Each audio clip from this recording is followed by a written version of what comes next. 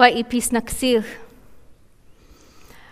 would like to say thank you to the Tecumloops and the Secwepemcúlecw for allowing us to come together today and to learn and to get together upon their sacred territories.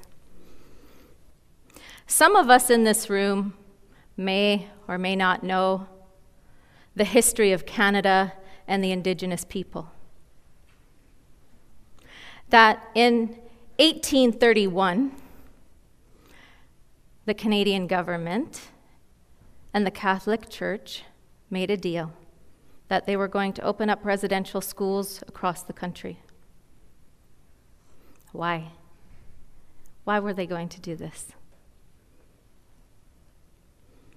Land and resources, to be rid of the Indian. And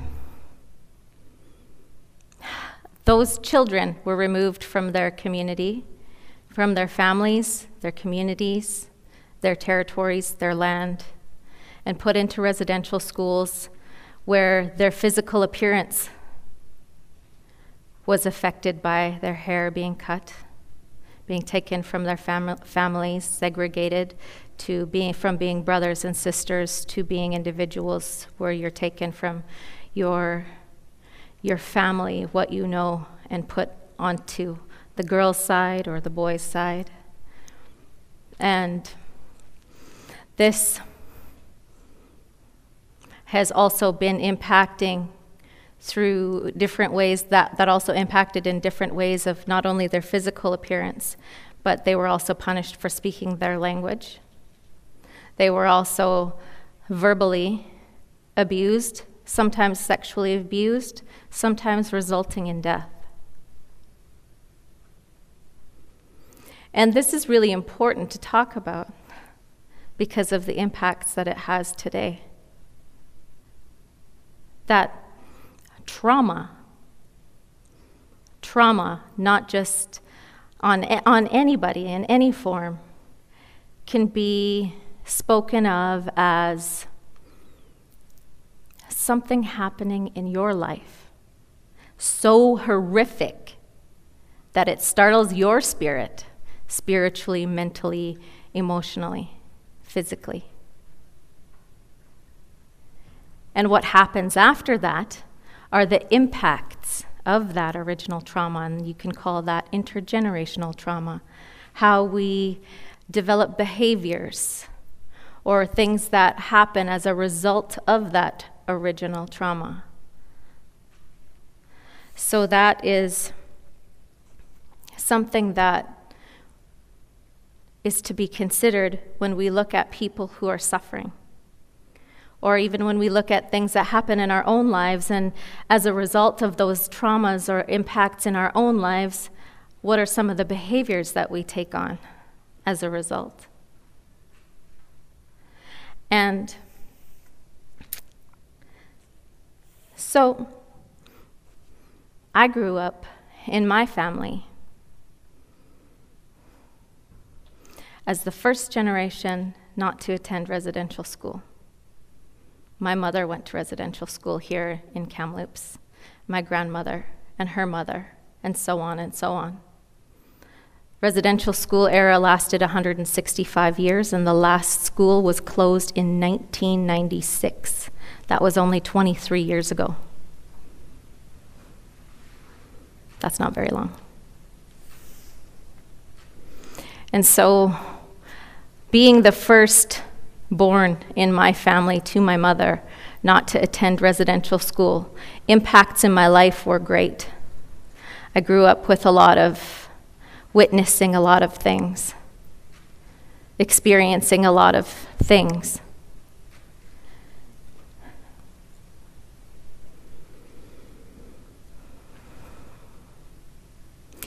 And I can remember being a young girl, my mother said, I wanted to learn how to ride a bike. And she said, no, you're not going to learn to ride a bike. You can't learn to ride a bike. If you fall off, you're going to skin your knees. You're going to look ugly. You won't be, no, you can't learn to ride a bike. So I asked my cousin, when my mom was gone. Teach me how to ride a bike. So I rode a bike. Sure enough, still got that scar on my knee today. But I couldn't help but feel through that, with that scar that I have, that it's something that is imperfect about me.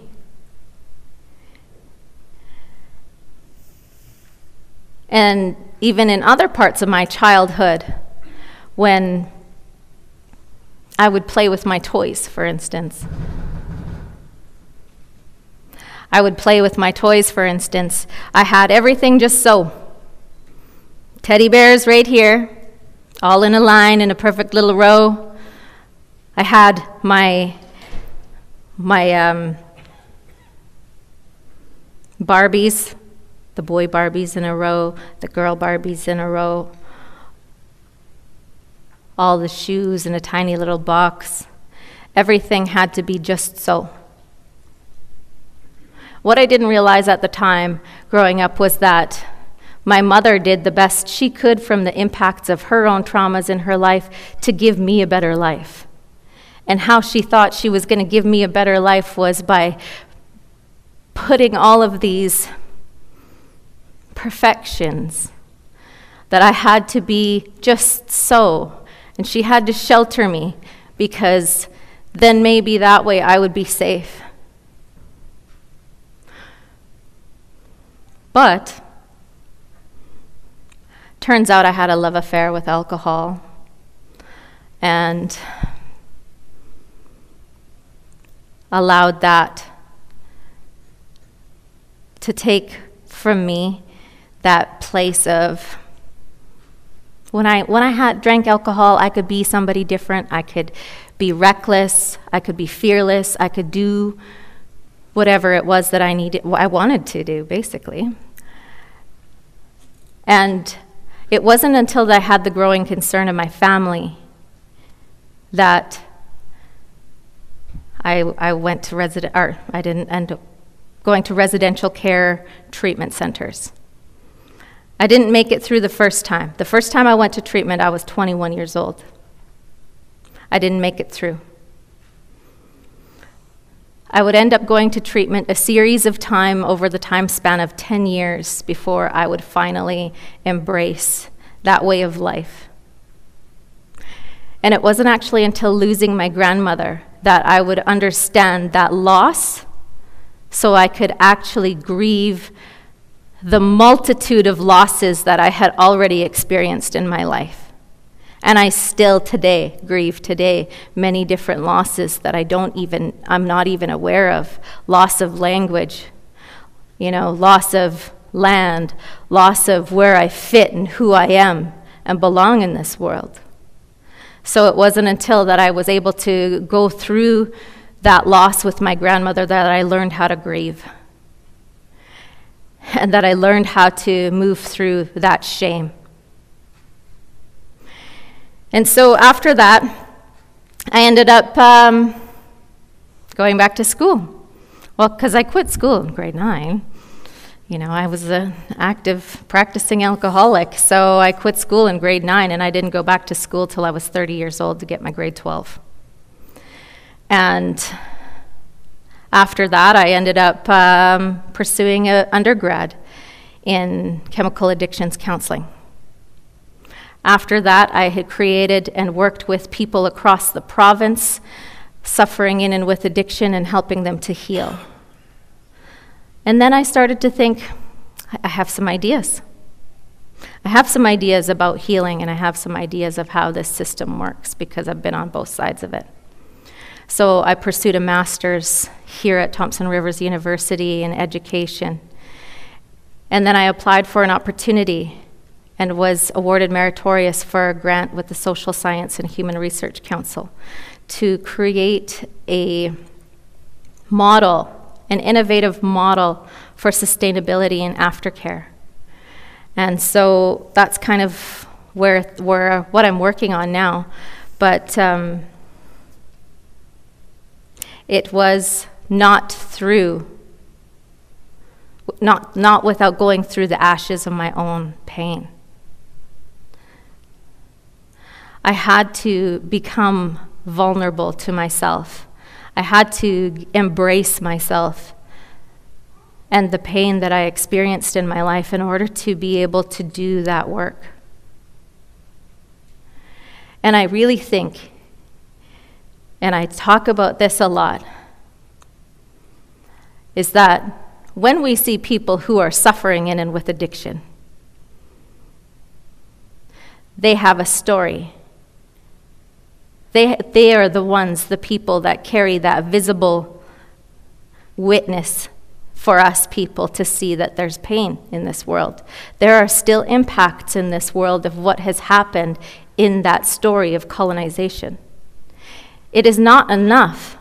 It is not enough to just know the history of Canada and the Indigenous people.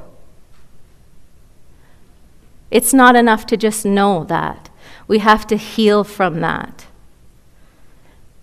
The thing about addiction is that it doesn't discriminate. The thing about addiction is that it can happen to any one of us. We may or may not know somebody who is suffering in and with addiction.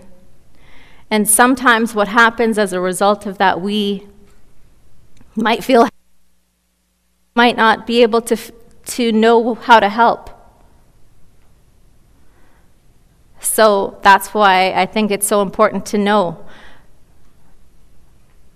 that these people that are visibly showing signs of addiction are there for showing you through the way that they're visibly acting out their addiction by saying that they're crying out for help. There's a cry for help there. And so we as the loved ones and we as the addicts also always want to believe that it's a straight line from point A to point B, that you're gonna go to treatment one time and you're gonna be fixed, or you're going to be well.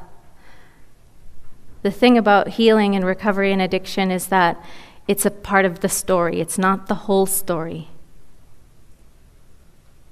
And sometimes we have to get to those places of being willing to be vulnerable. Look at what we're ashamed of. Look at what has happened in our overall picture and story of our life in order to be able to move forward.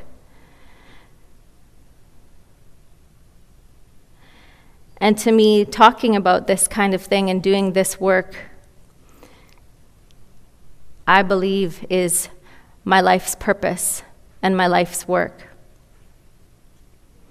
And that's what helps me to hold on to these times when things get difficult, or when people are asking me for help or wanting to be saved.